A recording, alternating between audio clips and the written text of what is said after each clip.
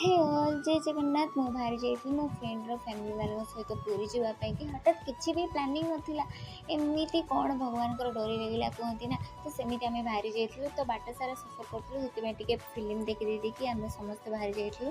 But ମୁଁ ଆଜି ବହୁତ ଖୁସି ବିକଜ୍ କିଛି ବି ପ୍ଲାନିଂ ନଥିଲା, ବଟ୍ ଭଗବାନଙ୍କର ଦର୍ଶନ ହେବାର ଥିଲା।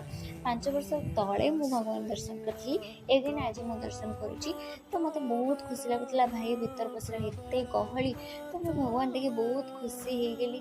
ଜୟ ଜଗନ୍ନାଥ।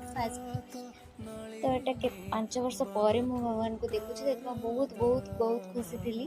ବାକି ମୋତେ ବହୁତ ଭଲ ଫିଲ୍ ହେଲା, ବହୁତ ଭଲ ଖୁସି ଲାଗିଲା କି ହଠାତ୍ ଏମିତି ଭଗବାନଙ୍କୁ ଦର୍ଶନ କରିବି ବୋଲି ଭାବି ହିଁ ନଥିଲି ମୁଁ ଜମା।